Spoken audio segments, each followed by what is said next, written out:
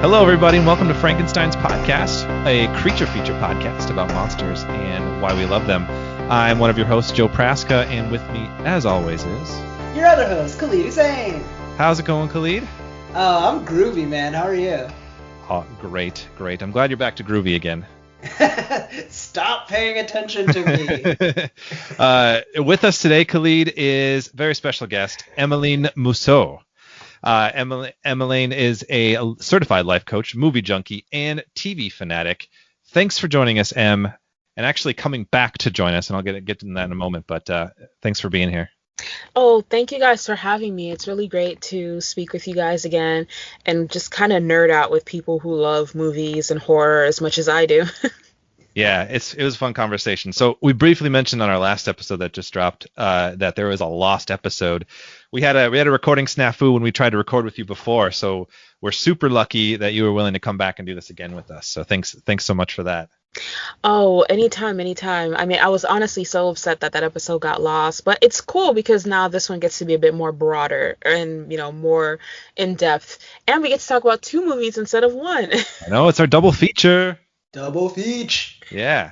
So, Em, since the last episode didn't air, I'm still going to ask you our guest questions. So you already know the question, so I'm just going to jump right into it. What is your favorite monster in all of pop culture? My favorite monster in all of pop culture is Frankenstein's creature. I just think that this is a greatly misunderstood character, and it took me 14 years from the first time I read the book to realize that the cautionary tale wasn't about men playing God, but it was a PSA against being a deadbeat father. Yes. You can't just abandon your kids because they're ugly. Yeah. Everything that happened was a direct result of Victor Frankenstein's abandonment of his creature, not the creation of his creature. I love it. You're perfect for this podcast. That's why we chose Frankenstein's podcast, our namesake. Yeah, we also hate deadbeat daddies. Yeah, that's our official stance.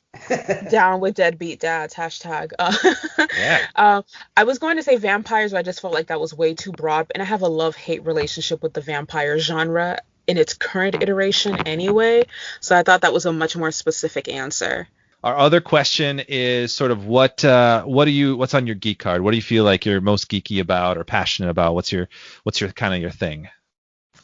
Well, besides life coaching, I geek out about music. Music is like my number one love, my first love, my greatest love, my deepest passion. I feel like music is a universal language. It's probably one of the better ways that humans have learned to communicate with each other. And there is, for every occasion, every situation, and every emotion that's ever been felt, there are at least 5 really appropriate songs. Do you have a specific genre that you tend to be drawn to the most, or are you kind of just any kind of music type person? I'm a very, very eclectic music listener. Honestly, the only types of music that I can say hard and fast that I think are bad all around, with very, very rare exceptions, if any, are acid rock and marching band music. Everything else goes. Interesting. I was in the marching band. I'm sorry you had to go through that. Well, thank you. Em, have you heard the new Bruno Mars Anderson .Paak song yet? No, I haven't. So I'm one of those people that's really, really late to things that are really, really popular. And when I was a kid, this was unintentional.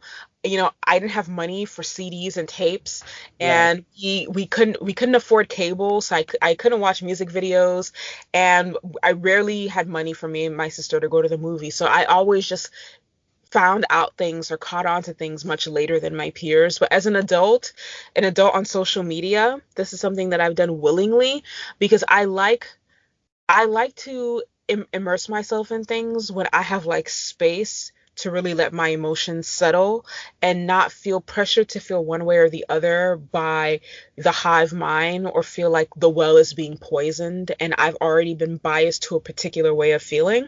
Right. So you want to avoid the discussion. Yeah. Right. Like, and sometimes I just don't want to talk about it. I don't want to talk about how I feel. I just want to feel what I feel and then go on with my life.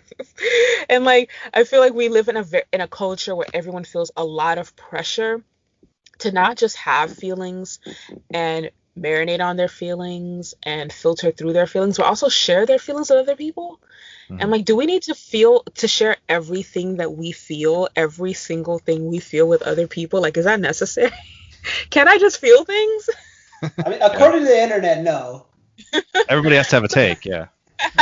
So I remember I got on the Bruno Mars bandwagon. I don't even know if I'm on the bandwagon. I like 5 of his songs. But I started listening to him long after everyone else. And I remember the first time I realized that this man is really talented. It was in, I want to say, the late 2011 or late 2012. He performed at the Victoria's Secret fashion show. And he sang that song Young Girls, I think it's called. But he sang an acoustic version of it. And the version that he sang at the fashion show is actually better than what's on the album. You can probably find the performance on YouTube. But I was like, this is incredible. So then I kind of went through that entire album that he had put out at that time. And I was like, okay, I think I'm a fan. I don't like all of his songs, but the talent is undeniable. Oh, most definitely. I was just gonna say, like, if you're like, I'm kind of in the same camp where like I'm not really like tied to any genre, but this one like felt like a funky like throwback to like just like the like groovier tracks. So I think they're making a whole album together, but the song that's out now, the single is "Leave the Door Open." Whenever the discourse has died, do yourself a favor and check it out. Yeah, I definitely will. And I mean, people are like, Bruno Mars is back, and I'm like, hasn't it only been like 2 or 3 years since his last album? I think we do ourselves a disservice too by like pushing artists to put out a new album every year or every 6 months. Let those people breathe. Let them suffer a little bit so they can have good material for the next album. Right. Yeah, our attention span is criminally short as a people. Right. Like some people just make really good music when they have time to like breathe, like Frank Ocean, or like when they're really struggling with something, like Alanis Morissette. When she's happy, she makes terrible music. I mean, yeah. So take that, Alanis. You need to get some pathos back in your art. I'm just saying, when she was engaged to Ryan Reynolds, she put out her worst album. Alanis Morissette was engaged to Ryan Reynolds. I had no idea about Yeah. that either. Man, what So a body count! Him and Dave Coulier. Wow. he's been with so many people, but yeah, he was engaged to her. Then he left her and married Scarlett Johansson. Then left Scarlett and is now married to Blake Lively. Wow, both of Yeah. them body counts. Wow. That's the Wow. trajectory. But there's like an article that I saw like a month ago, and it lists like every woman that Ryan Reynolds has ever been with, and everybody's on there. I think even like what's her name? The blonde from Third Rock from the Sun. She was one of his exes. Oh. That's Whoa. People you really can funny. imagine are on this list. People you would not expect are on that list. Van Wilder really, really took him places. I'm assuming they were all Van Wilder fans. Like Oh, some of these pictures are from before we even knew who he was. I honestly, at this point, I just assume I was born knowing who Ryan Reynolds was. He's just like so pervasive. kind of a staple at this point, isn't he? Exactly. Yeah. Yeah. He fell into a niche. He fell into a niche and then he just rode that to the bank. Is he our Ted Danson? I think he's our Ted Danson. Yeah. I think so. I think feel- that's a great way to put it. Yeah. Kind If of feels Ted like a Danson one-to-one. did MCU films, obviously. Yeah. Oh man, he'd be a really good villain actually. So feel free to steal that, Feige. I know you listen. All right. Good. That's a good spot to transition, Khalid, given our Rex to Feige. I like it. Yeah. What do we got on the docket today, bud? You want me to do both of them at once? Do both of them. All right, so we got ourselves a double feature today, y'all. So you're welcome for that. We're talking 2 movies for the price of 1 podcast. The first movie we're going to talk about is The Meg, and that was directed by John Turteltaub, and it was released in 2018. And our homeboy Google is going to hit us with the synopsis. Goes a little something like this. Previously thought to be extinct, a massive creature attacks a deep-sea submersible, leaving it disabled and trapping the crew at the bottom of the Pacific. With time running out, a visionary oceanographer recruits rescue diver Jonas Taylor to save the crew and the sea itself from an unimaginable threat. A 75-foot-long prehistoric shark known as the Megalodon. Dun dun dun. Dun dun dun. And our second movie is going to be the film Underwater, released in 2020, directed by William Eubank. And that description goes a little something like this. Disaster strikes more than 6 miles below the ocean surface when water crashes through the walls of a drilling station. Led by their captain, the survivors realize that their only hope is to walk across the seafloor to reach the main part of the facility. But they soon find themselves in a fight for their lives when they come under attack from a mysterious and deadly creature that no one has ever seen. Blah. Dun, dun, dun, dun. What a monster. They're creatures of the abstract that live off potential energy. It's alive! I really appreciated, Khalid, the sort of like soothing cat meow background to your description. So thanks for that. Wouldn't it be messed up if I didn't even have a cat? Like I just like got like cat recordings. Just, Like, you're just playing that. Yeah, like I just Google pictures of cats to put on Instagram and like just lie to everybody. This is my Norman Bates moment. Oh God. You could have just told the audience that those are just phantom cat noises. Like they were like a ghost in the recording. You don't know how they got there. Yeah, you just always had a cat ghost in your house. Yeah, we really should make this podcast spookier just to go with the theme. Yeah. Anyway, Khalid, based on your description, we should start with the movie The Meg. So let's just kind of begin with like some general thoughts, likes, dislikes. Why don't we start with you, Khalid? What do you think? Did you like The Meg? Okay, if we're going likes and dislikes, liked the dinosaur shark. Awesome. It was a cool threat. This movie's like shiny and sleek and stuff like that, like really easy to see everything. So that was kind of refreshing compared to Underwater, which we'll get into. So I liked all of that. Dislike the black guy that is an oceanographer or whatever he is doesn't know how to swim. I feel like A mess. I just A mess.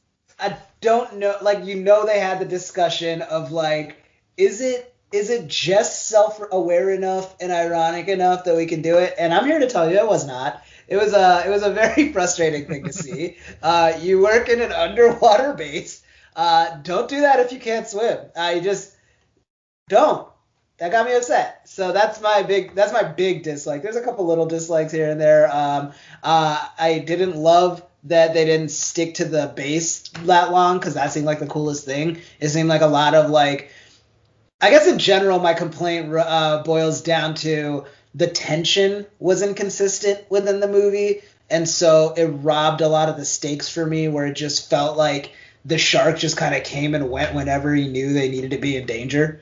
But yeah, overall, it was okay. I would recommend watching it once. So yeah, I'm probably more lukewarm on this than Underwater, but I wouldn't say it's like a terrible movie or anything. Right. Mm-hmm, What did you think, Em? I actually really like the movie. I like shark movies. I like killer whale movies. I have like a perverse fascination with ocean danger, because like I don't know, part of me probably is like is a little self-righteous. I'm like, that could never be me because I'm not going in there. So it's kind of like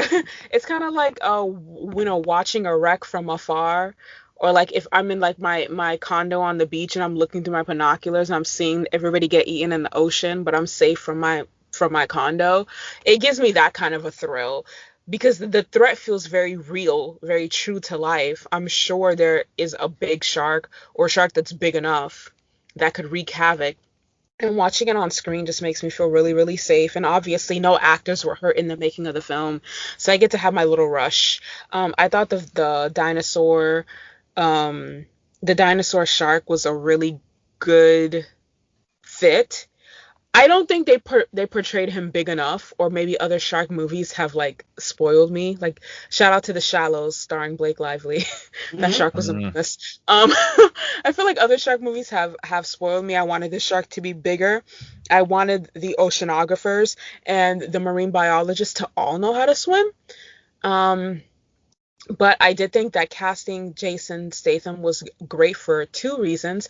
He does action really well, and he's a former Olympic swimmer. So, you can't go wrong. Really? Oh, I didn't know that. Fun fact. Yes. What? Yeah, I think he Huh. won the silver medal for England once.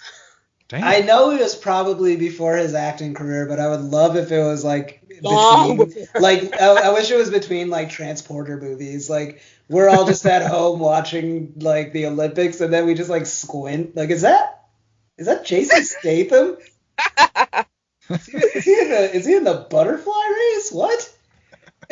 Yeah, so like getting someone who can swim and swim very, very well to do this type of a movie, I think was like A1, great call. We love it. We like it. We love it. Um, but yeah, he's a diving, and he was a diver, and he was on Britain's national swimming squad for 12 years. He competed for England in the 1990 Commonwealth Games. Wow. Yeah, Impressive. so he had a whole little career as an act, but you can't do that forever because the Michael Phelps of the world are just being born at that time. Yeah. I wonder how he just like fell into acting from that. That's so interesting. I think it's that face. He kind of looks charming, kind of looks scary. That's a good face to have to be a lead. Yeah. Is he like the British like equivalent of Frank Grillo that way, where he's got like a grimy action thing going? He's also just super cut. It's all that swimming, I think. Oh yeah, It's yeah, like yeah. he is. It was impressive. Yeah, Yeah. I mean, you have to be in shape to do what he does because I think he does Yeah. a lot of his own stunts. And they said that he used to play football, aka soccer, when he was younger as well. Mhm. So I don't even know how he fell into acting because all roads were leading to professional athlete. But having someone like this in a role like this, it's just believable. I was like, okay, we get to see him in the water. We get to see what's happening. This was one of those movies that I wish the American market wasn't so anti a lot of Asian and Asian dominated films, because I feel like films like The Meg and The Wandering Earth didn't get the amount of marketing that they deserved in the United States. Yeah, I could kind of see that. I did see that this is the highest grossing US-China co-production of all time, though. So it's still pretty high, but it's still like nowhere near like some of the major blockbusters that we get over here always. Right. I mean, this movie Yeah. made a lot of money, like something like Yeah. in the 500 millions, right? I think so. Yeah, I think you're right. So the movie had some really big faux pas, like Khaled said, the the shark only showing up when we're in the most danger was super conveniently inconvenient. Like, okay, I'm in a little bit of danger. The shark could come out now where I have a chance to like run to home base. But no, he's gonna show up when I'm stuck and when I have nowhere else to go. So that piece of it, I think like it reminds me of like an old style B movie, like the ones from kind of the 70s or the 80s, where like the premise and like a lot of things that happen are just absolutely ridiculous and absurd, but everyone in them is really playing it straight. Like everyone in this movie is playing it super straight, except for I think Rainn Wilson is kind of feels like the only one who kind of acts like he knows what kind of movie he's in.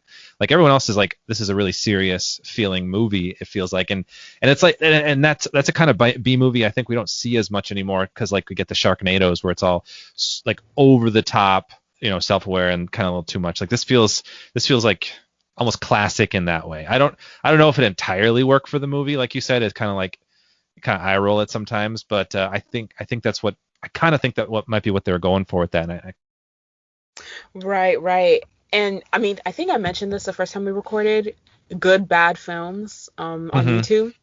And that's part of what makes them great as well, is that everyone else is taking the movie much more seriously than the audience ever could. yeah. Like, I'm just watching this, I'm like, I wonder if they knew when they were filming this movie that this was about to flop. I wonder. I don't know. I mean, definitely, like, actors know for sure, like, on set when they're, like, in scenes and stuff like that. Like, after a certain point, they get a sense of if it's going to be a good or bad movie. I wish they'd have had more of like in spirit with like the B movie like self-awareness energy without being like full Sharknado. I wish they'd have given this more of a Fast and Furious sensibility where all the characters would have played it straight, but the scenario would just get more and more outsized and insane. Like I wanted one of them to like somehow project a jet ski into the monster's face or something. You know, like I wanted it to get like balls to the wall crazy, and it just never got there. Like we kind of start to get that at the end when he's in his little. It looked like my roommate Eric brought this up, but he said that the little like submersible he uses at the end that looked a lot like Qui-Gon Jinn's spaceship in the first Star Wars.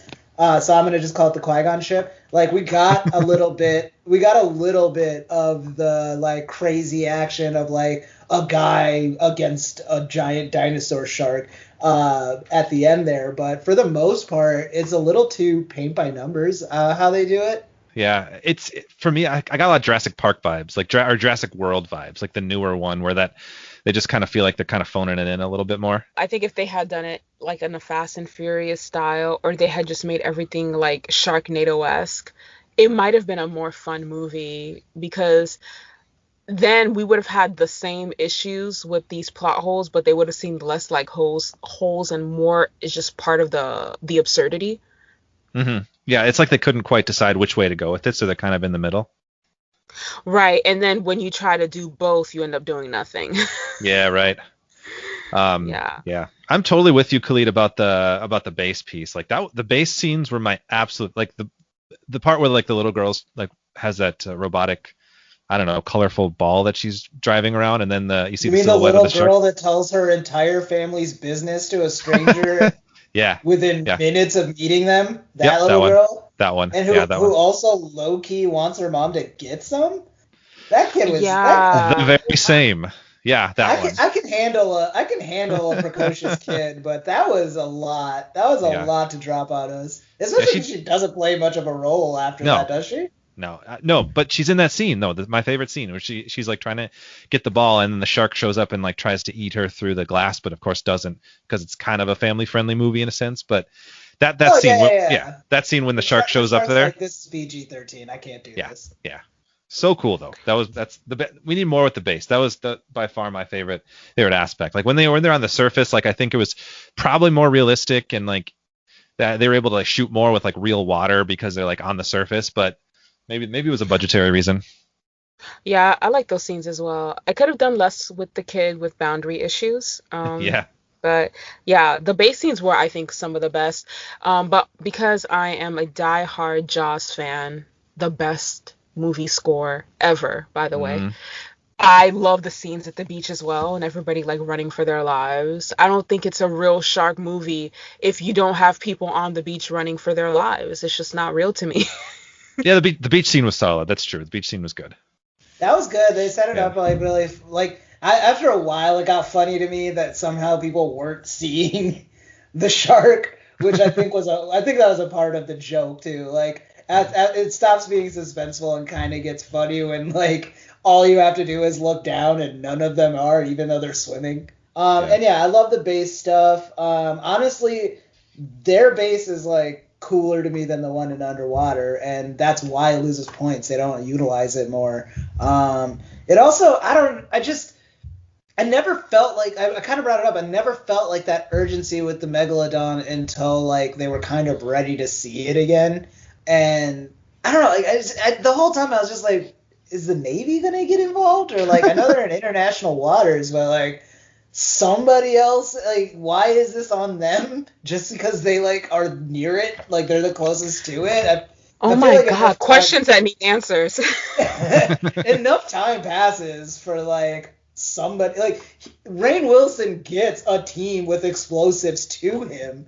So clearly, like, even if you just got like a naval officer in a helicopter and he came and like oversaw it, I know that's not the movie they were trying to tell, and I'm not trying to go like full CinemaSins or something on this movie. It's just the whole time I was just like, why is this your job? Like, you're not shark hunters. Right. And again, the only people on Earth, I'm sure if any military of any country in the world knew that there was a prehistoric shark about to devour anybody that steps foot in the ocean, they would help you. They would do a GoFundMe for grenades or something.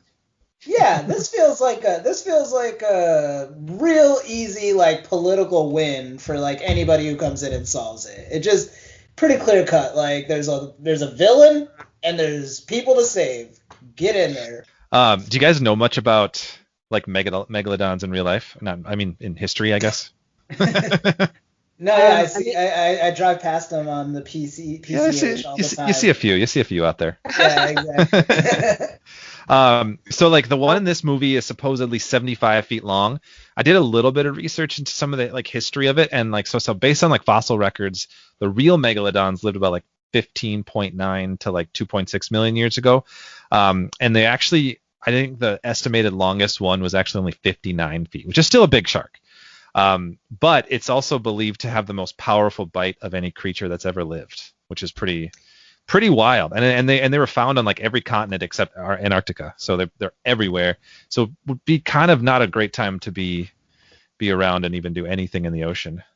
I mean, just for the sake of clarity, that 59-foot fossil is just the biggest that we found. So that's exactly, like the biggest that we know of. And it's not even a complete, it's all based on teeth. Like they've only really found teeth and like mouth. So they're like estimating like, oh, proportionally it should be this big.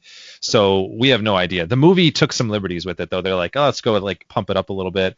And they also like, I read something, the concept artists of this movie had to kind of like, they based it off of like what scientists might think the megalodon looked like, but they also had to sort of they had to be a little creative. Like they're like, how could these creatures who've been locked off from the rest of the world, if they were to have evolved over those many years, how would they look now?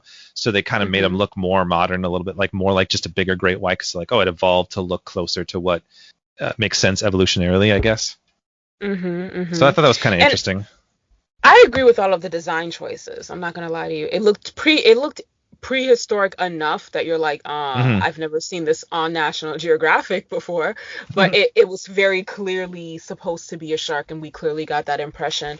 I love this idea of dinosaurs coming back to life, especially like vicious sea monsters, because I live in a place where we do have modern day dinosaurs. In South Florida, we have alligators and we have crocodiles.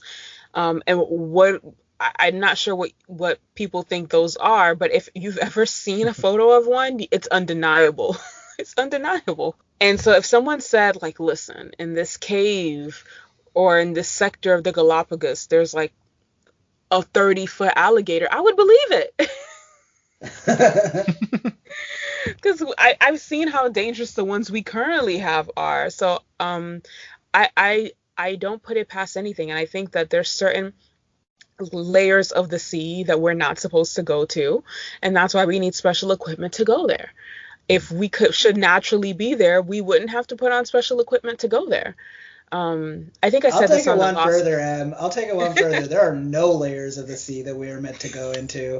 As soon as we figured out how to skip that in transit, we should have just let it be. But here we are, tempting fate every other day.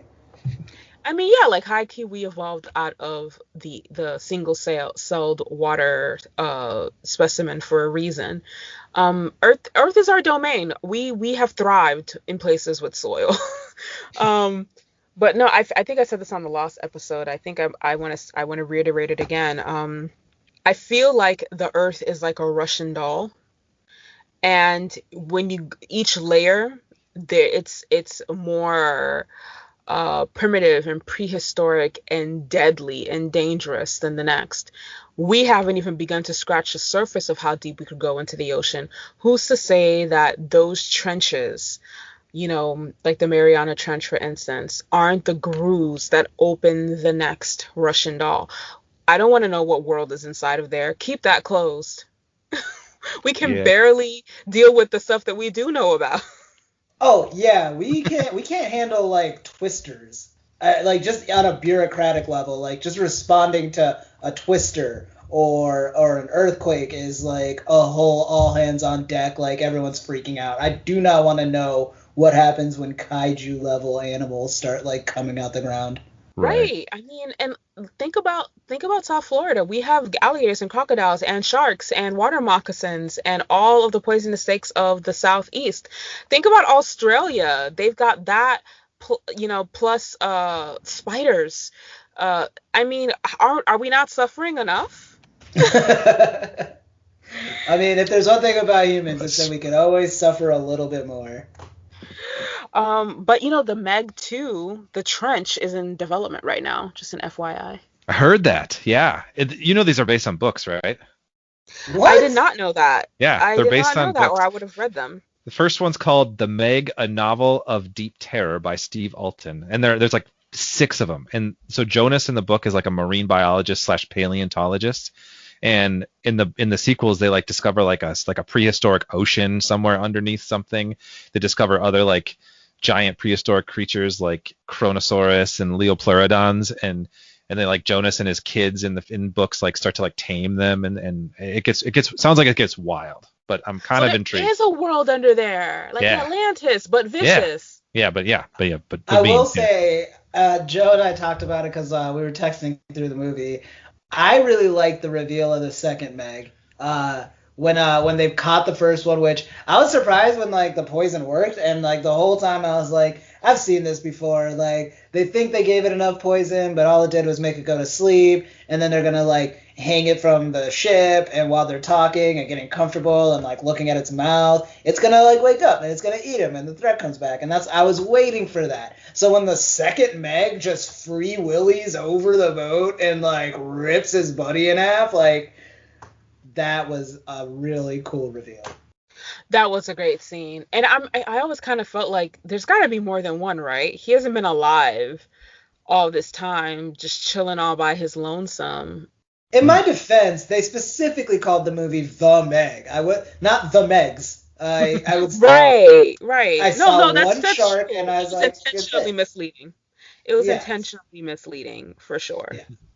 Made a fool of me. Speaking of fools, Khalid, should we move into Underwater? I don't know why that's speaking of fools. Yeah, I was gonna say Because everybody was foolish, and we keep the know that. conversation moving. I just always have to have a transition, and they're always pitch perfect, so I'm gonna stick with it. Yeah, fair enough. No notes. Yeah. Um, What did you get? So all right. Just for the sake of time, I guess. What highs and lows, likes, dislikes of Underwater? Khalid, why don't you go? Loved it. I rewatched it this morning just so it was fresh in my head. After watching the Meg, I realized I would have loved if we had a little bit more time with the characters that we follow in Underwater. Like, I wanted to see the base when it's not in catastrophe mode. I wanted to see Kristen Stewart just be allowed to be happy for a second, because she is so beset upon in this movie. So I do kind of wish that we had that, but I also understand that probably because of budget restrictions and the story they were trying to tell, it probably just didn't work without just belaboring the point. So I mean, that aside, the movie rocks. Like it's a very, as realistic as an unrealistic situation like this can happen. I love how committed they are to trying to ground it all. The water is grimy and dark, and when they're out there, you see what they see, which is not much. So like a lot of the times it's reorienting yourself in these action scenes, and that could be a recipe for just a bad scene. But props to the director. He's able to keep the action coherent even when you're not necessarily like spatially aware of everything. So that was cool. The cast dynamic is really good. They do a great job of giving each character like a spotlight of humanity and characterization, so that it means a little bit more when they inevitably pass on from like one horrifying thing or another. And the thing that this had the Meg beat on for me, outside of actually utilizing the environment in a way that was like germane to the story, The tech is also working against them. It's got a leg up on the Thing in that sense. Even in the Thing, like when they are in roughly the same scenario where it's like a hostile environment and a creature that they have no preparation for, they still more or less, like, everything works how it should for them. Here, they're in a more hostile environment and their technology is short-circuiting or exploding with them in it all the time, and it just adds such a, like, extra layer of, like, anything could happen. That's so cool. Kristen Stewart, like, that's I didn't pick up on it last time, but that scene where she just, like, is by herself in that one base and just, like, crying and stuff like that, like, she really does a lot of work to, like, bring emotion to something that is so snappy and, like, this thing happened, now this thing happened, now this thing happened. She manages to find the space in there to, like, still get us to, like, care about the character on a personal level. And yeah, I still like it. It's still good. Check it out. Yeah, Khalid, that's great points. I think so. This movie is interesting. It's we're pairing this as a double feature with the Meg, but it's very different in tone and in different ways. Like, I feel like the interesting thing is, so the Meg is very silly and feels like not grounded in any sense, but it's still based on a creature that did actually exist. These are creatures that are completely made up, completely fictionalized, but feels so much more grounded in that sense. In some sense, like, it feels more lived in. Like, the Meg's base was sleek and shiny and felt more unrealistic and more sci-fi. And this one, like, I felt like that was, like, that could be what a real like deep sea oil rig in, like, a couple of years might look like, or like it's working class people down there. Kind of, I mean, it's based. I mean, it pays homage to Alien in a lot of ways. Like in Alien, they were like working class folks returning from a mission, and this is the same kind of thing. They're just people doing their job down there. They're not, like, trying to make the next big discovery. They're just trying to do their gig that they're hired to do. So I love that. I love that aspect. And everything's grimy. Everything feels used and old and not updated. And it looks like a really it cool smells. Touch. Yeah. It looks like the base would would smell pretty bad. I do want to say, just because I brought it up when we recorded this the first time, T.J. Miller is in this movie, and the official Frankenstein podcast stance on that dude is screw him. There's a lot of accusations, you can Google yourself, about him, and a lot of stuff that he actually just outright did, and he just doesn't seem like a good person. So I was bummed that he was in this movie, but as long as it's not triggering, he doesn't deter from it. I would recommend watching this movie if it's not a trigger to have T.J. Miller in it. Yeah, he does kind of suck, but he's kind of a little bit toned down of T.J. Miller than we normally see. Yeah, thankfully restrained is how I would describe it. Restrained is a good way. So did I tell you guys about the bunny thing? No, yeah. What about his Not bunny? this time. But that's right. This time, the lost episode, the bunny thing. So T.J. Miller's character has this stuffed rabbit he carries with him the whole time, and he treats it with such care. It has a name. They hand it off. So the actors had thought, and then in a few scenes they actually shot with an actual rabbit, and they thought that it was going to be digitally altered to be a live rabbit the whole time, that they were just going to have a real rabbit traveling with them in the mission, but they never did it, and they just kept in the stuffed animal. So he's just, like, so carefully caring for the stuffed animal rabbit because T.J. Miller, like, in real life thought it was going to be a real rabbit. I like it. I like it better as a stuffed rabbit. I kind of do too. I like the story with it. I just don't bring animals down there. To what purpose? Yeah, that's a poor choice. But Em, what did you think of this movie? I felt a lot of the same things that you felt. I felt like even though these creatures were made up, as far as we know, that underwater was much more rooted in a sense of reality, a sense of continuity. The writers knew where they were going with this, the actors knew where they were going with this. It felt like a more serious movie. It felt more lived in, all of that stuff. I really think the performances were great too. Honestly, my only real gripe with underwater, this is something that I love in books, but I don't love in movies, because books usually give us a time and space to resolve that problem. I love it when books start off immediately with the action. I don't like when movies do that. I like to, if there's any relationship between our leads, I would like the relationship and the bond established before the action. Yeah. Absolutely. I think it would have gone a long way. Like you get hints of it, like the relationship she has with the captain, but she doesn't even know the black guy at the beginning of the movie. So like Right. like when he dies first. I mean, again, the other movie, the black guy can't swim, and this one, the black guy dies first. I've got problems. But I do wish that we were able to get some kind of like camaraderie or dynamic there that would have like lent some more weight to the deaths. Hmm.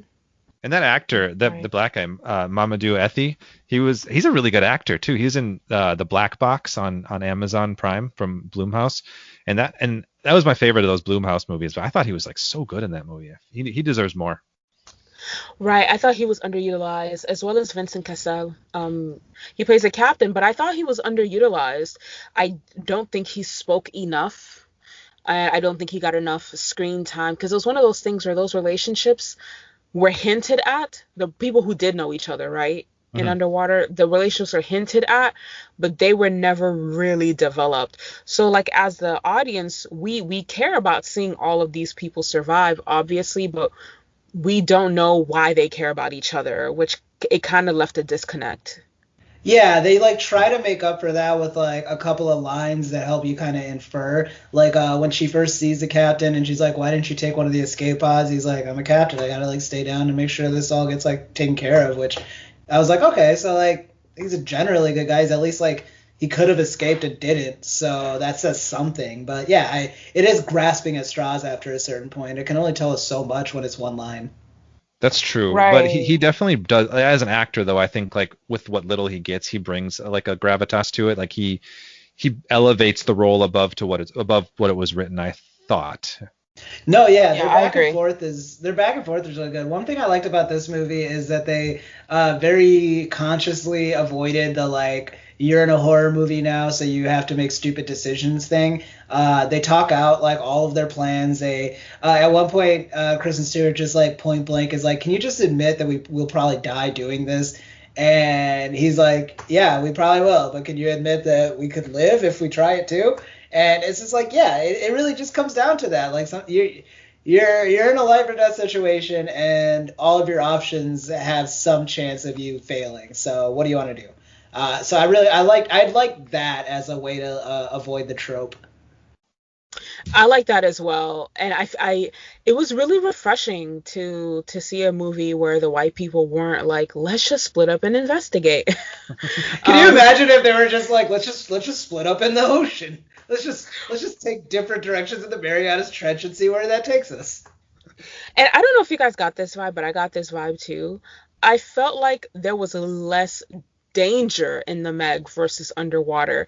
I don't know if it's because that station was like super high tech and like tricked out or what, but the station in the Meg seemed older and more lived in and more fragile, and I really felt like they were just like one window crack away from imminent death.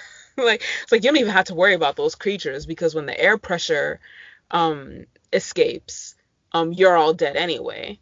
But I just felt so much more trepidation watching Underwater because it seemed like anything could kill these people. Anything in the station, anything outside the station could kill them.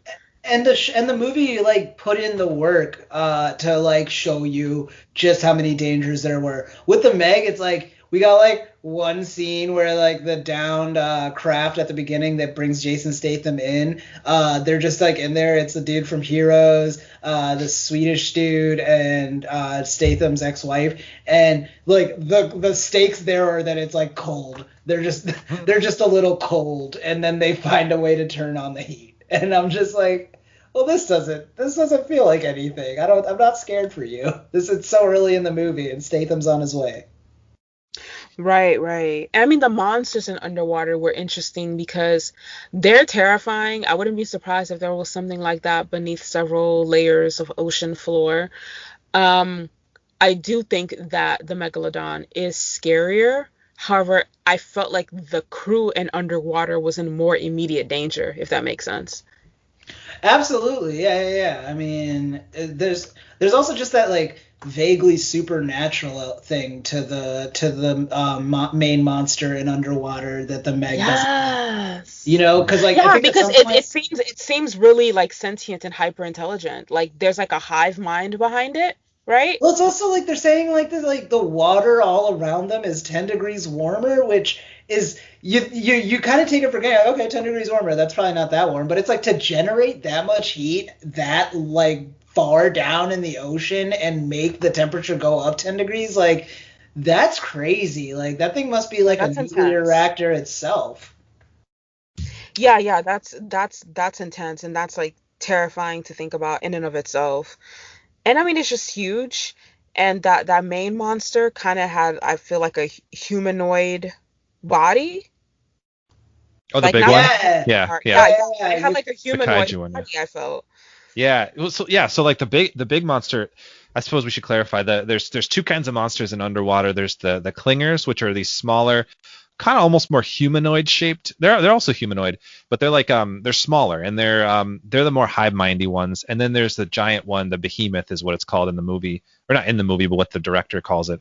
That is it's Lovecraftian. It's basically Cthulhu. And that's what it's modeled after. So picture or Google Cthulhu. I guess you could just Google underwater behemoth and you'd see it. But yeah, that's kind of the image you get from that giant ending monster. And I'm with you. I definitely think that there's got to be some sort of intelligence there. Like it's if it is Lovecraftian, it's supposed to be like an old god type thing. So it's way more powerful and way more apathetic of humanity than we might think. But I might disagree with you guys. I found these scarier. Like the Meg is conceptually scary, but maybe it was just the way it was portrayed. But I like just the way these creatures would kind of like come at you, like the clingers. It Yeah. freaked me out. And Yeah, the underwater thing stuff scares me more as than is. the big thing.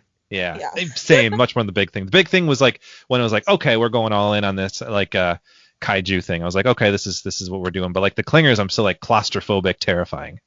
That's what I like about the clingers too, is that and this is probably part of what made like the tension in the Meg feel just subjective, is that the Meg, like if it comes at you, like there were so many times when I was just like, why isn't it just eating them in one bite? It absolutely could. Like it could eat all of them in one bite and just keep it moving, but it just keeps like running away or something to keep the movie going. Versus like the behemoth in Underwater, it's got the clingers to give them a consistent, realistic threat, but also something that like conceivably they can get away from or even fight if it comes to it, which they do a couple of times. And it just makes it exciting. And the whole time you're not wondering why the big monster doesn't just eat them, because he's sending his little guys out there to try and take them down or slow them down.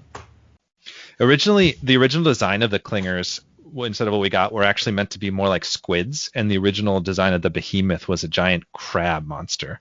Nice. I think I would have liked to see the crab monster. I think maybe that's why the clingers scared me so much because, you know, like I said, it terrifies me more the idea that something could exist, which is why the Meg scared me so much. But I'm afraid of things that creep and crawl. So, and I've always found squid and octopi much, much more scary than sharks. So that might have been more scary for you, huh? Listen, I just feel like there should be a limit on how many arms something is allowed to have. Yeah, what's your number, Nikki Em? would What's say the your same number? thing. Definitely two. Definitely two. Like, I'm just not with it. I mean, and it's fine with spiders because even the biggest spider is not as big as a person. But I've seen some of these squid and octopi, and they're enormous. They're enormous. I've seen them Giant take squids, down. yeah. Yeah, I've seen them take down sharks. That wasn't a sci-fi movie. That was a National Geographic special. So that's why the clingers are just not it for me. The behemoth was like huge and mysterious in this reverent ocean deity kind of way, but he just did not scare me the way the clingers did. Yeah, like it. Yeah, the tone kind of shifts when the behemoth shows up. It's kind of it's cool. I think it's really cool, but I was much less scared in terms of Right. like being scared in the horror movie sense. Do you guys think Right. that the Meg would have been cooler if it was like more of a period piece? Like, I'm thinking like if they did like something where it was like I mean, it could be like Pirates of the Caribbean time, and it's like it could still be like a research vessel or whatever you want to call it that's like sailing the seas, and then like Jason Statham's just like a swashbuckling pirate that gets like caught up in like the megalodon of it all, and like has to end up saving him. I feel like whereas all of the technology and stuff like that in Underwater was like a really big part of the narrative and a big reason for like at the end when they blow up the station, like you needed the technology for the movie to work the way it did. I don't know that the technology really helped in the Meg other than to just give him like a cool little spaceship at the end to kill the Meg with, which didn't do it for me. Like it just wasn't as exciting as it could have been. So like I'm wondering if they just set it in a time period where like they only have like so many resources and have to get crafty, I think it would have made the movie a lot more like engaging. I think it would have been more memorable of a movie. Like it might have stood out more than like kind of just another like sort of high tech action thriller almost. Right, Yeah. right. Yeah. I mean, if we make like the Meg X Gulliver's Travels, I think that would be a cool movie. That would be so dope. I would watch that. Yeah. I wanted to like. I think we all mentioned at some point that Underwater is like very Alien-esque, like the 1979 movie. One of the things that I really liked, there was definitely a couple scenes that were like directly referencing Alien. Like there's the moment where they bring in the tiny clinger that's still, I guess, I don't know, like a baby or hasn't developed or whatever, and it kind of jumps at them. But they like change it up and they kill it right away, which was smart and kind of cool to see. But there was another scene when Kristen Stewart and Jessica Henwick's character are like walking into a new base and like a bunch of the clingers are just kind of hanging, sleeping, and they have to try to silently avoid them. But one of them wakes up and like swallows Kristen Stewart whole, and she bursts out of its chest. It's like a reverse chest burster. And I thought that scene was just kind of really fun. I like that scene. Those are my favorite scenes, actually, Yeah. for the exact reasons you said, because I was a big fan of Alien. I saw the first one when I was 6. I really had no business watching that movie. I think same. Yeah. It still terrifies me, but that original scene where they bring it on board and Ripley says, "Get that thing off my ship," and they say no, literally is the foundation of that movie and all the movies to come, right? The fact that they just wouldn't do what she said.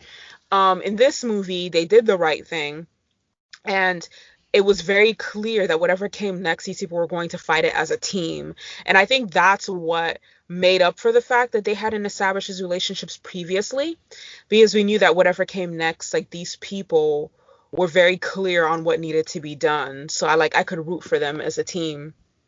I did love that. I loved that there was no human antagonist among the group, because sometimes like if it's like a network or if it's a studio note or if it's just a director, like somebody gets cold feet and they think that it's not enough to just have this monster that you can't really ascribe characteristics to. Like it's not enough to just have that be the antagonist. You got to have like one human who, despite the fact that all of their interests should be the same as in like vis-a-vis surviving, they somehow still manage to like have a personal grudge against like the primary hero or something, you know? So I personally appreciated that, like from jump, it was just, we need to get out of here. We need to work together. Right. And I love that. Like, I wish there's so many movies that I've seen where there's like a human antagonist and I feel like it's wholly unnecessary. Yeah, it's it never makes sense. Like, why would you be that guy at that time?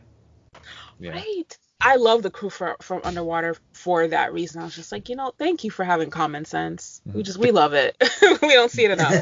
The characters were strong. Like the character work was surprisingly strong, I think, in general. Like despite not having a lot of background beforehand, like they did a good job with it. Like, and maybe it was the actors and probably the writing too, but they did a good job like having feeling those relationships were real. Like, and I really liked a lot like Kristen Stewart's character. I really like Jessica Henwick's character. She's great. She's been showing up in a lot of stuff that we've been doing. She was in Love and Monsters too. I was impressed with a lot of that stuff. It's a good movie. Yeah. Right. No, it was really good. Yeah. I thought it was really good. Like I said, I would have probably just taken away 15 minutes in the middle and added maybe 10 minutes in the beginning where we kind of get to see these characters bond somewhat. Yeah. Hell, even a little bit of tension would have been good. Tension that obviously they resolve and bury the hatchet once the threat presents itself. Right. Yeah. The movie, this movie just like head first, like right away into the action. Like there's no exposition other than like newspaper clippings, I think, in the end, pretty much. Like There's also and newspaper clippings in the beginning. is there too? Yeah, Right. I mean, yeah, that's pretty much all the exposition you get, which is it's good. It's cheeky, and it also does a good job of underscoring why exposition doesn't matter most of the time. Yeah. If the actual action unfolding is good. Yeah. Right. I mean, we still don't really know why they were down there, but the newspaper clippings like showing that basically the two that survived were slandered by the media as being crazy. When they they reported what had happened to them down there. I feel like it's just so spot on and probably the most realistic thing in the whole movie, because I feel like that's exactly what they would do. Yeah, and like the company or whatever they worked for wouldn't allow them to speak to anybody after a while. So like, and they just started rebuilding the base to go do, I don't know, oil or whatever they're doing down there. I mean, in their Yeah. defense, like she blew the thing up. Like, why not go back down? You know? Did I mean, she? Did she? I watched it again, man. That thing was sucked into the explosion, and if they try to say in the next movie that it somehow survived it, I would be annoyed, because that is a clear-cut death, like from what I saw. Khalid, Russian doll. There's more. Right. Remember what we learned from the Meg. Just because you saw one behemoth doesn't mean that's the only behemoth. Yeah, there's probably plenty more And behemoths where that one came from. probably millions of those things, because they look like they Yeah. reproduce like rabbits. There's a whole franchise waiting to happen here. I'd watch Right, more. right. I'd watch more of it, especially Yeah. now that spoiler alert, T.J. Miller's dead in the movie. Right. And Yeah. I just feel like, even if they had just let Kristen Stewart finish brushing her teeth, she just finished brushing her teeth. They really jumped head first, and I kind of like it. I kind of hate it. And She I don't needed know. to rinse. Right. I Yeah. mean, maybe I think the toothbrush was still in her mouth when she realized She it using was she using like a charcoal toothbrush or something? Because like it's like black in like a weird way, like a stained black. Charcoal toothpaste is actually really good. Is it? Yeah. Well, I think that's what they were using, probably to make it look a little more futuristic. Maybe. I haven't used charcoal toothpaste, but like I mean, I'm stopped good on it. fluoride. I stopped using fluoride like 5 years ago because I wanted to decalcify my pineal gland. I mean, who doesn't? but maybe I should just replace it with charcoal, and like it's nature's crust, right? Nature's crust. Nature's just crust. sounds it just sounds like something that would be sold at Whole Foods I would never buy. It's like the best advertisement for it. Nature's crust. They should come up with a slogan. Yeah. Yeah. Yeah. But yeah, I think Underwater was a great movie. I thought the clingers were super scary. The behemoth, honestly, I think did more harm than good to the movie. Like the more I think about it, the more I just feel like the behemoth was wholly unnecessary, because it took us out of that sense of urgency and fear and grounded in realism, and it took me into like, oh, okay, so this is not just sci-fi, it's like supernatural now.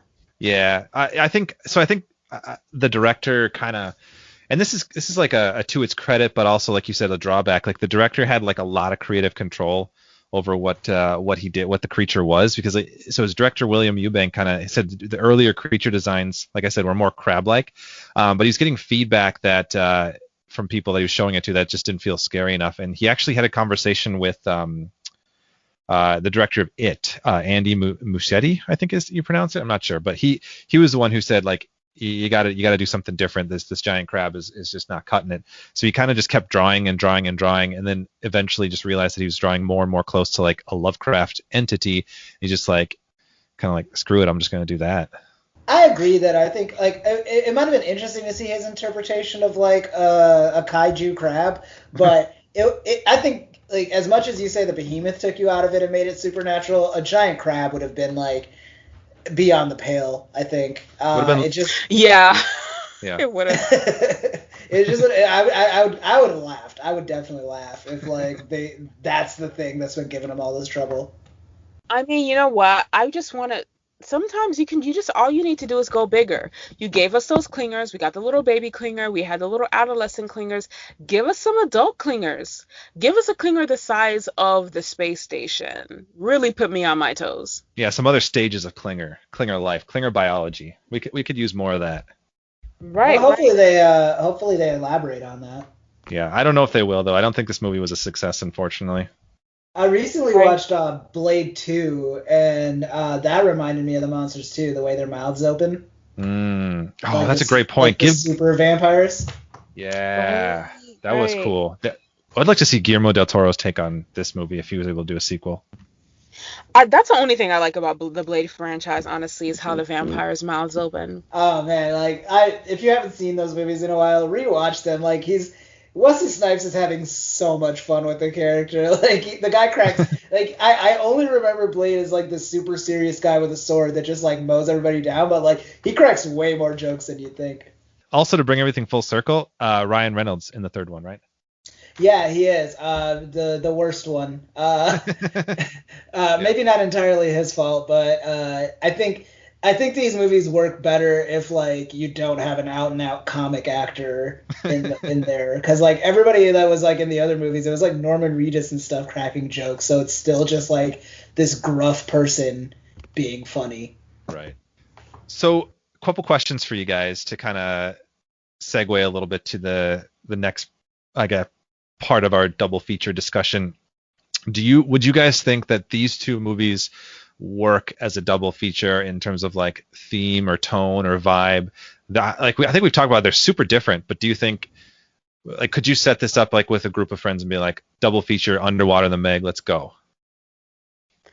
I would honestly do like Alien and Underwater. Like, there's a reason we keep drawing back to it. I think that they're Yeah. like the illusions of parallels. Although that might just be watching the same movie twice, more or less. Mm. I don't know. I don't know that the Meg does anything to like even further your insight into Underwater, except making you wish you were watching Underwater. Right, right. Yeah. I think they would do well as a double feature. Um, like if the theme is ocean, but you're not specifically looking for the same genre, and I don't think these movies are the same genre, then I think they'd be a good double feature, but you'd have to start with Underwater and end with the Meg, because I feel like the Meg just ends on a much more cheerful note than Underwater. Hmm. And it's a much less serious in tone movie. Like the energy, the vibes are just so different with the Meg. You can watch that movie and it's not thought provoking, it's not depressing, it's not morose in any way. So that's the one you want to end on. You want to end with the Meg. You want to end on a high note.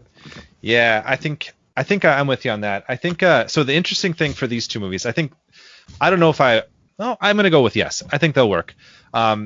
The one thing that they sort of have going for both of them is they both have Mariana Trench elements, and they're both kind of centered around the fact that there's an idea that we as humans are kind of knocking on the door that we shouldn't really be at this moment, or we're going to unleash something that we can't quite handle. I think that's sort of the message of both of them, even though the Meg shows that we can handle them ultimately because they kill it. But it's like something bigger than we'd anticipate is down there, something different. And I'm just so interested because there's so little of the ocean that's really explored. I'm so interested in seeing that explored in movies and how that can be interpreted differently. Because the Mariana Trench is super mysterious and kind of terrifying. Like it's actually kind of realistic that giant things would be down there. Like there are like single-celled organisms that are way bigger than single-celled organisms we know normally to be. Yeah, like sea sponges are just magnitudes bigger than we would expect, and like these things grow without light too. So I don't know, I just think it's fascinating. I think they work together, and I think that's a kind of an interesting recurring theme between the two of them, even though like other than that they both feel incredibly different. Right, right. They do feel very different. Like I said, I feel like the Meg just feels so much lighter Hmm. than Underwater. Underwater, you're so much more attached to these people, what's happening with them, and the outcome, because there's just that sense of urgency that the Meg just really doesn't have. The Meg is a thriller. It's an Hmm. action thriller, and Underwater is an action drama. Yeah, and like a little bit and more horror too. It like leans into the horror more too. I think so, yeah. Because like I Yeah. said, the horror element is in the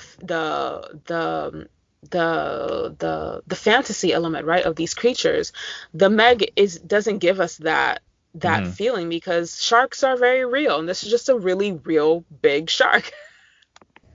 I like that. Um, I like the Lion King style ending with the Meg, where he gets defeated by Statham, and then, well, like really, Statham just had the one move where like he like slices it open with the wing, and you're still not sure if that's gonna kill him, but like before the Meg can do anything, all of the like littler sharks that have been getting pushed around by him just like smell the blood in the water and go for him so fast, and it's like the hyenas when they attack Scar at the end. It was really cool. Ooh, great parallel. Yeah. yeah, I thought that was really, Yeah. really cool.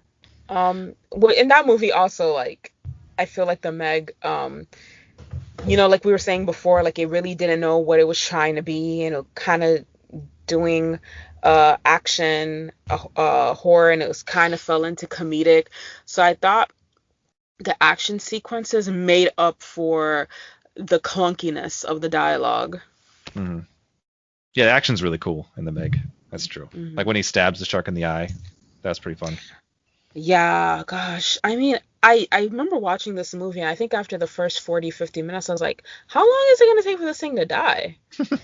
Like, can you start a fire underwater? Like, what are the What are you physics gonna of do? that? They And, actually did that. They did that in SpongeBob once. They were like, there's like some scene where Patrick and SpongeBob are in front of a campfire, like trying to stay warm, and all of a sudden Patrick's like, "Hey, if we're underwater, how is this fire?" And it just goes out. Khalid, It's have you really been watching funny. a lot of SpongeBob recently? Khalid No more than has been usual. talking a lot about SpongeBob in different contexts lately. Sponge on the Run, out on Paramount Plus, y'all. All right. Okay, hold on. Before we say, I just found this. Xenophyophores. That's what I was trying to refer earlier. Those are single-celled organisms that are found in the Mariana Trench that measure in inches. Isn't that wild? That's cool. Yeah. Sorry, I just wanted to say that. Well, I mean, if you can be measured in inches, you can't sit with us. Yeah. If your single cell can be measured in inches, you can't sit with us. Yeah, you gotta let that thing be. M's got a very exclusive lunch table in the cafeteria. Yeah, and you know what? You gotta have It's two not. arms and more than one cell. Yeah, Yeah. yeah. I mean, if that single cell is inches long, that's part of the planet that we don't need to be in. That's kind of the theme of these two movies in a sense. Anyways, speaking of single cells, Khalid, a creature that has multiple cells is a bear. Do either of the monsters or any of the monsters here pass the 4 bears test? Okay, so you heard this the last time, but basically the 4 bears test is my silly question of what would happen if you switched out the monster in question with 4 bears. Does it change the narrative? Blah blah blah blah blah. It's a clear fail for both of these, as at least in regards to the behemoth and the megalodon, just on scale. And then there's also the other wrinkle of this all takes place in the ocean. So I don't think bears are native to that or could go that deep without dying. I guess in Underwater's case, if you wanted to give like bears the same kind of like sea walking suits that they had, that could be scary. But I like maybe the clingers. Like I feel like the clingers are comparable to bears, and roughly like the threat that they face with the clingers at every point is equal to 4 bears. So like anything that happens, like say somehow 4 bears snuck onto the base and then all the crazy stuff happened and like the base is like crashing and stuff like that and the bears got loose. I think in the base it could pose the same threat as the clingers when they attack in the base. So it's a pseudo pass in underwater if you have like a bunch of very specific weird stuff happen to get to that point, and then it's a just hard fail in the Meg because it's just a scope thing. There after a certain point you can't You just it doesn't translate. It wouldn't be the same story. So yeah, I guess kind of pass for underwater, fail for the Meg is my answer. What about you guys? So when you say Four Bears, my mind automatically assumed that since these movies were aquatic themed, that these were aquatic bears. That's a I think, terrifying thought. yeah, bears who can swim, several leagues under the sea are terrifying, quite terrifying. Yeah. Um, However, I do think that both movies, the both of the creatures, uh, is it pass or fail? Because I think that the clingers and the megalodon could kick Four Bears' ass. Yeah, that'd be a fail Uh, then. right. Okay, so I, a fail. I think four bears could take on like let's say because like a bear is still. Would you guys say a bear is bigger than one clinger, or are they the same size? Right, Uh, but then there's like hundreds of them. I think the Right. clinger No. was Yeah. the bigger clinger might I don't know, maybe comparable I think comparable. So Yeah. let's if say they're both on their hind legs. if you got four clingers versus four bears, I'm gonna say like at least one of the bears survives and like really just jacks up the clingers. I think that would happen because like yeah, there's a reason I use bears and not like some other large animal. Right, right. I know. I do think that the all those little clingers could definitely take on Four Bears. Like I said, I don't trust things that creep and crawl. Squid and octopi are not my cup of tea. And as for the megalodon, I mean your average shark. Um, I don't know if the average shark is smarter than a bear, but I do know that literally all a shark does its entire life is sleep and hunt. So when that's like your only instinct, you get really good at it. I mean, sharks are the assassins of the ocean. That's true. That's true. Um, yeah, I mean, it's just based on location alone. Like, even if it is a bear that can swim, they're kind of like less prepared than these animals that are just strictly water based. Right, right, right. Yeah, I think they would like completely demolish those four bears. Um, Well, you but got to think yeah, about it in like the bears replace the monsters, so would the humans have an easier time dealing with four bears? either way, I'm just so glad that, when I walk outside, my feet touch the soil or concrete, whatever. Um, I'm just so glad that like I don't if I need to leave the vicinity, I don't have to prepare to leave because like my oxygen isn't being regulated correctly or the water pressure might kill me. It's so nice to have these luxuries. Mhm. It's a great feeling. I opened a window earlier. Like, can't do that. Can't do that over there.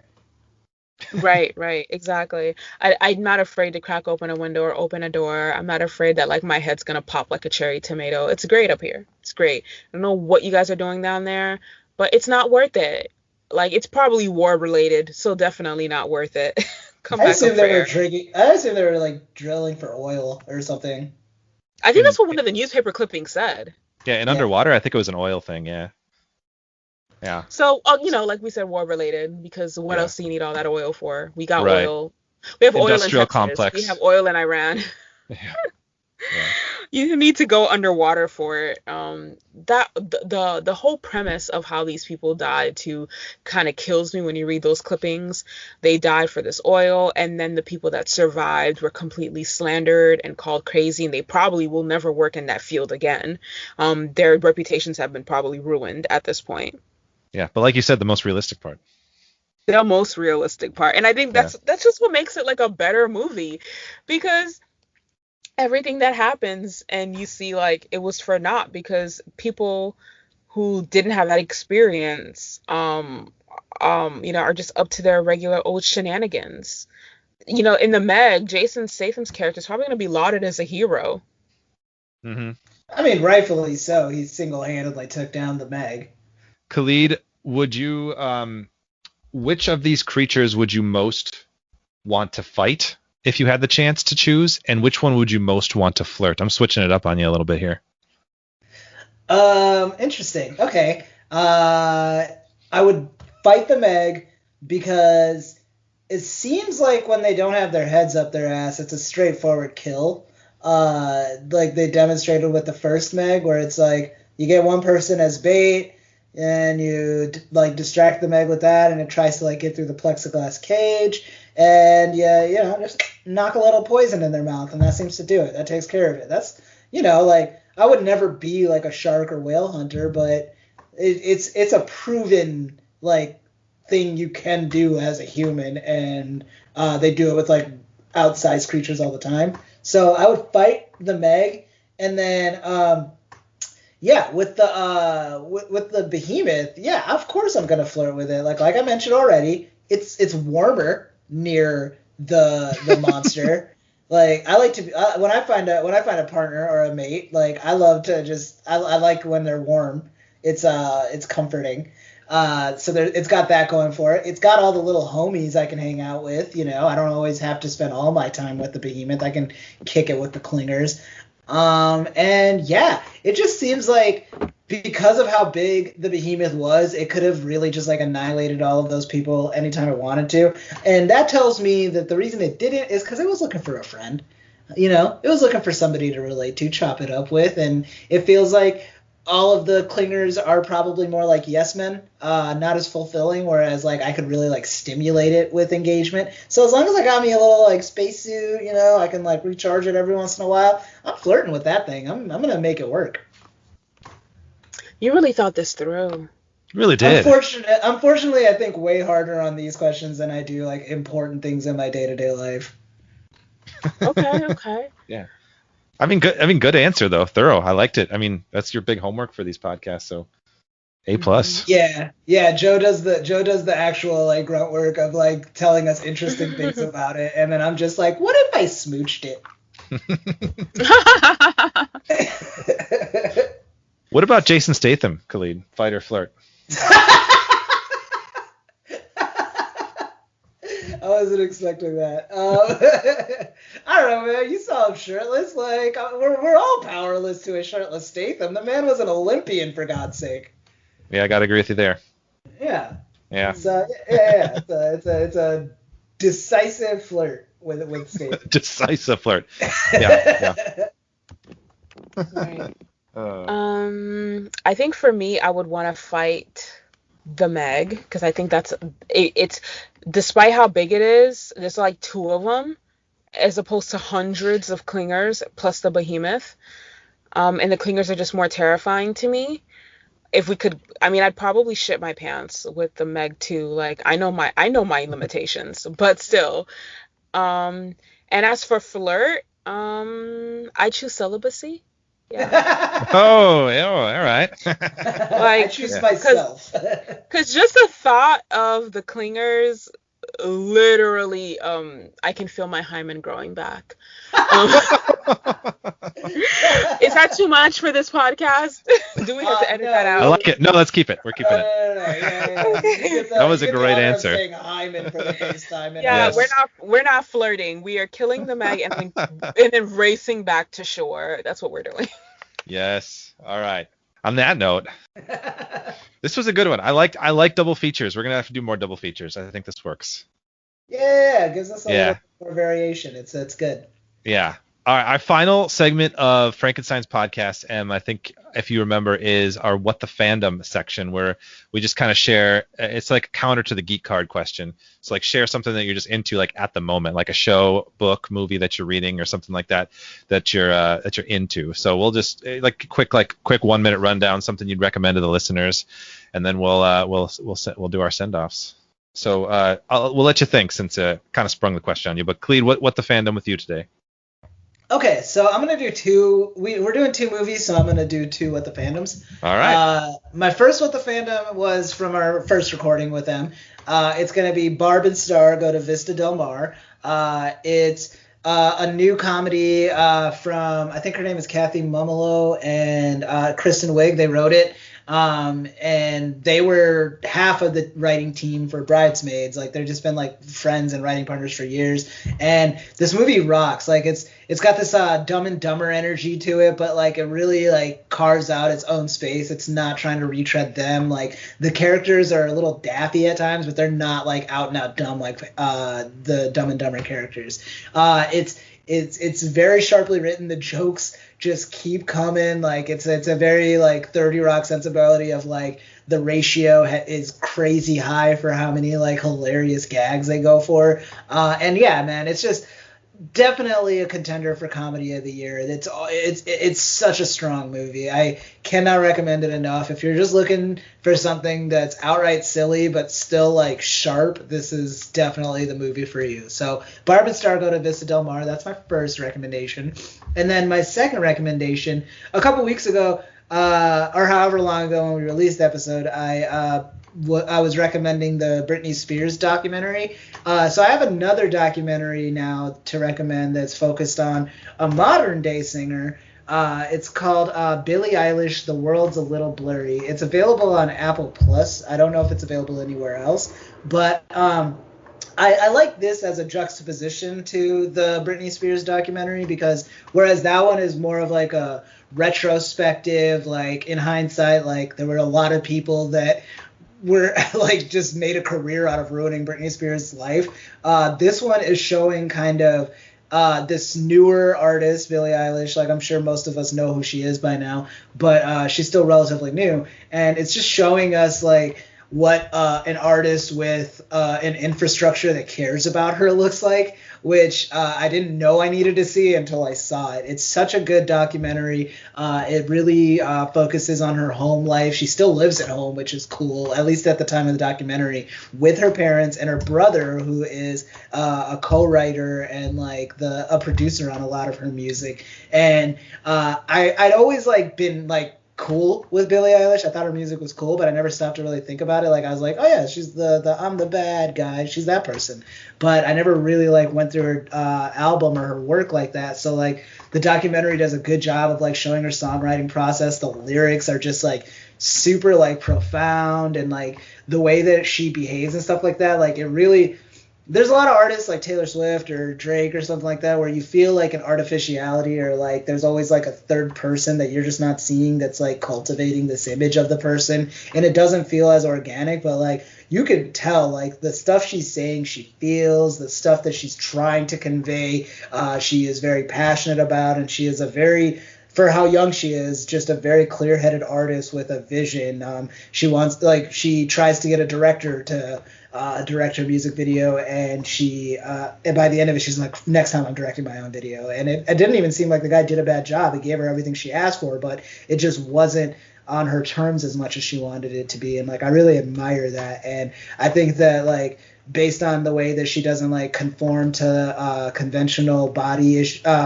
imagery for women and music and pop music specifically, I think that's a good representation for girls out there, really anybody out there, not just girls. And yeah, her energy, the way she dresses, like all of it, like it's just like a really cool pop culture for the 21st century, or pop star for the 21st century. So yeah, check it out. It's called Billie Eilish, The World's a Little Blurry. Okay, cool. All right, Khalid. All right. I'll go next, and challenge accepted, Khalid. I'll give you all two. Nice. Real quick. So my first are two movies. I recently watched the movie Oblivion, and not the Tom Cruise one that you might be thinking of, but it's a movie from 1994 produced by Charles Band, who went on to do found the Full Moon Pictures, which is famous for the Puppet Master movies. So it's just one of the wildest B movies that I've seen. It's super future, like some far off planet, but it's just the Old West. Like there's cowboys, and there's like a Native American character, but then there's aliens. There's a bunch of aliens who are it's just like an Old West style story of an aliens trying to kill the sheriff. But there's lasers, there's cyborgs, there's giant scorpion monsters that rip somebody in half at one point. Like it has no clue what tone it wants. Like absolutely no clue what tone it wants, but it's fun. And it's got a bunch of like recognizable B movie stars in it. Like actually George Takei is in it. He plays like a alcoholic doctor who just like makes Star Trek puns the whole time. Ridiculous, completely ridiculous, but a whole lot of fun. That's one recommendation if you want something silly. If you want something like really like true, like real good, I'm gonna recommend. We just watched the 40-year-old version from Rada Blank, who is playwright and rapper, and she's sort of like a semi-autobiographical movie. And it came out this on 2020 in Netflix. Really, really good, very funny, very endearing, very heartwarming, very cool in a lot of ways. The way it's shot is really fun. It's all in black and white. But she's kind of about her struggling to kind of bring her voice to like the place, like the theater scene, and then kind of falling back in love with rapping at age 40 and what that's like. And she also teaches, and her students are great characters. It's just a super fun movie. Really a kind of a breath of fresh air for me, having watched a lot of different and weird things, and it surprised me in the best kind of way. And I think you watched it too, Khalid, but it's really good. Yeah, I just watched it today based on your recommendation. I still have 30 minutes left. I took a little nap before this, but I'm going to go back and finish it when we're done talking. Yeah, it's real good. It's good. I like it too. I second everything Joe said so far. As what I've seen so far, it's a really funny, heartwarming story. And I love that she's an older woman trying to get into rap, but that's never really the joke that, like, as many jokes as this movie gives, like, it's never the jokes on her for trying that. Yeah, she's really good. Yeah, she's good. Yeah. How about you, Em? What would you recommend to our peeps? Our peeps. I'm not gonna say that again. I am not as hip and trendy as you guys. I don't, like I said earlier, I don't really keep up with trends. I did watch Barb and Star Go to Vista Del Mar when Khaled recommended it on that Lost episode, and I love it. I think it's one of the funniest movies I've seen in a couple of years, actually. Yay! But my recommendations would be old standard. I can't get enough of this show. Bob's Burgers. I think it's just a good, relaxing show. It's been on for 11 seasons for a reason. It's sweet, it's touching, it's funny, it's heartwarming, all without being mentally draining or demanding. Perfect show. If you want something that's a little bit more engaging and you actually do want your heartstrings to be tugged somewhat, I would recommend Anne with an E on Netflix. Beautiful show, and it's based on the series Anne of Green Gables by Lucy Maud Montgomery. It had an original miniseries back in 1985 starring Megan Follows, and this is the reboot. I actually think it's a little bit better in a lot of ways because it takes us into what Anne's life was like prior to coming to living with Matthew and Marilla Cuthbert back when she was a ward of the state and she was living in group homes or she had previous foster parents. I just think it's a great show. And I think my last recommendation for a movie would be Hamlet 2. That's one of my comfort movies. It's just funny. It's funny every single time. It's funny and it's offensive in a way that doesn't target any specific group of people. And I think that's very, very hard to do and something that nobody really tries to do anymore. People try to be offensive to particular groups instead of just giving us a material that's provocative. And this movie definitely treads that line well. I mean, it's called Hamlet 2, and everybody knows that all the main characters died in Hamlet. So yeah. the title alone is really provocative because it's like, how do you do a sequel of a movie where everyone died? But it's about a high school theater teacher who his career as an actor is basically a failure. His wife has been cheating on him and she's pregnant by another guy and she's leaving him and really has nothing to live for. So he pours his heart into a musical that he's written that's very, very loosely based off Shakespeare's tragedy Hamlet. And it kind of takes on a life of its own. And when the local townspeople and local news find out what the show is about and some of the themes in the show, they start protesting it before it even premieres, which of course gets everybody hype and has them selling lots of tickets. And so he puts everything into the show to try to bring back some of his dignity and some of his pride and some of his love of acting. And it's kind of cool too, because low key, this gives you a Dangerous Minds Freedom Writers element, because he's helping these kids also develop their creativity and develop their passion. but it kind of stops just short of white saviorism because the movie is largely about his growth as a person as opposed to his students. Yeah, I remember watching that years ago. I got to revisit it though. I just remember the Same. main joke that everyone died in the first Hamlet, so it's funny that it's Hamlet too. Yeah. Right. And I mean, when you have a song like Rock Me Sexy Jesus, you know it's a hit. Yes. Oh yeah, put that on repeat. Yeah. Right. Yeah, that's a good one. I've watched that movie for a while. I got to rewatch that one too. It's a good point. Well, thanks for those recommendations. Before we wrap up, where should people find you? What do you want to plug from your own personal stuff? Well, if you are interested in life coaching, specifically in the areas of, healing from, negative behaviors, toxic patterns developed because of childhood trauma, or you want to get better in areas of time management, establishing standards and boundaries, or anything of that nature, you can find me at restorativeclarity.com or mymentor.life/Emelyne Museaux. And of course, you can find me on Instagram and Twitter at Please Leave a Message. And if you like to hear more of my voice in a non-professional capacity, you can always listen to my podcast that I'm a co-host of. Me and my friend Alex host a podcast, a TV and film podcast called The Good, the Bad, the Basic. And we're on SoundCloud and all podcast streaming apps, Apple, Spotify, what have you.